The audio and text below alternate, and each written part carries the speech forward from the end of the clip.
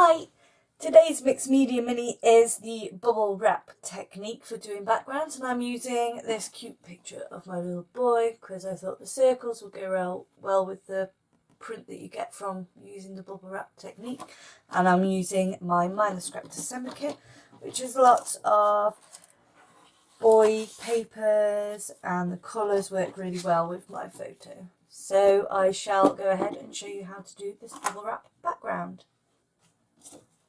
To start with, I have my cardstock. This is white cardstock. It's nice and thick. It's not been prepped with gesso because I won't be using a lot of water on it. It will literally just be the imprint off the bubble wrap. And here's my piece of bubble wrap, which has got large bubbles on it. You can get all sorts of sizes. Just keep it from your packaging, and you can use it and rinse it out and use it a few times before it gets a bit worn. And then also I'll be using some ink sprays. I will probably be using all Dylusions for this.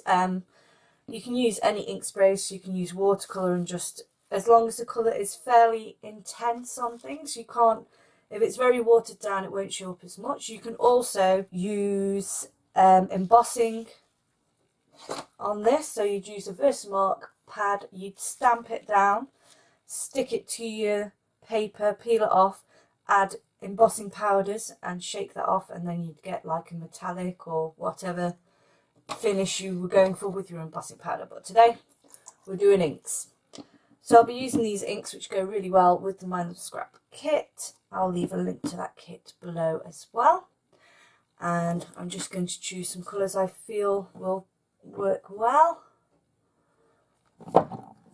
So there we go. And now I'm just going to spritz them on. You can also add water to either your bubble wrap or your paper, just a tiny mist of it, and that will help the ink soak in as well.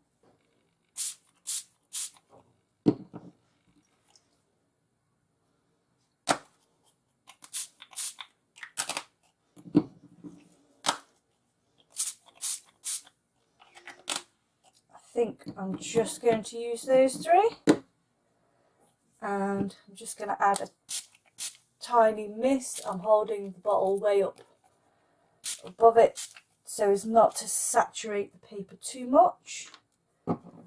And if you wanted to, you could just take a little bit of the ink off to stop it from being quite so thick when you lay it down, but that's the idea you'll get.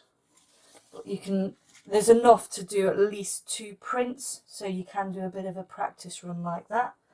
So I'm just going to take my cardstock now, and you can get great impressions with this, and the control over it is really good, because unlike using the smushing technique with packaging, the ink doesn't run and fall off the edge of the plastic wrap that you use, so you've got way more control over where the ink's going,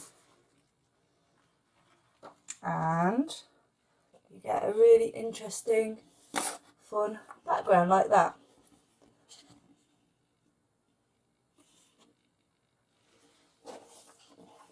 So thanks for joining me today.